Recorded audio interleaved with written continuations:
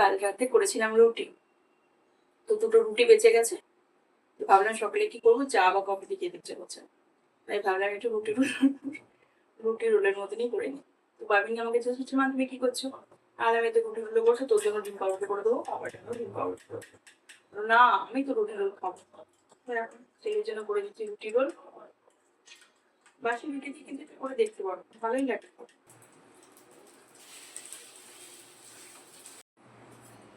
এই দেখো, একটা কিন্তু হয়ে গেছে।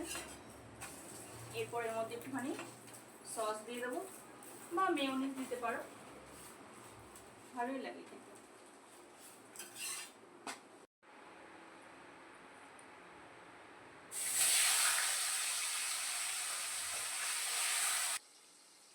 জানো তো, এই পেঁয়াজ পোস্ত রেসিপিটা আমার এক বন্ধুর থেকে শেখা, খুব কাছের বন্ধু আমার। মানে বন্ধুটা অ্যাকচুয়ালি বাচ্চাদের থ্রু দিয়েই আমাদের হয়েছে। কারণ কি, যখন প্লে স্কুল থেকে নতুন বড় স্কুলে ভর্তি করলাম, তখন ও ওর মেয়েকে ভর্তি করলো। তো দুজনেই ভর্তি করে ওয়েট করছিলাম, পাশাপাশি বসে থাকলে যা হয়, পরিচয় হলো। তারপরে আমাদের বন্ধুত্বটা এতটাই গাঢ় হয়ে গেছে, এখন মানে দুজনে ঠেকুর তুললেও শুনতে পাই যে ও কি করলো সারাদিন, আমি কি করলাম সারাদিন। যাই হোক, আহ একদিন ওরকম হবে যখন বারুণীকে নিয়ে গেছেন স্কুলে, না বাবা আগে তো ওকে নিয়ে যেত গাড়িতে করে, এখন ওকে পুরীকাটা দেওয়া হয়েছে 3-4 বছর ধরে, ছোটবেলায় ওকে বাবাই নিয়ে।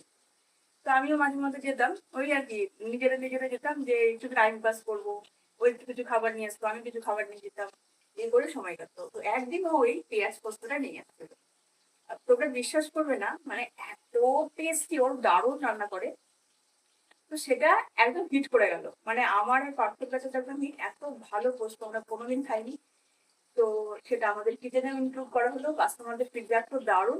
স্পেশাল রেসিপি মানে পেঁয়াজ পোস্তটা থাকবে, এরকম ব্যাপার। তো সেটাই কালকে তোমাদের সাথে শেয়ার করেছি। আমি তোমাদেরকে কথা দিলাম, একবার ট্রাই করে দেখো, গরম ভাতে ওই পেঁয়াজ পোস্ত কিচ্ছু লাগবে না।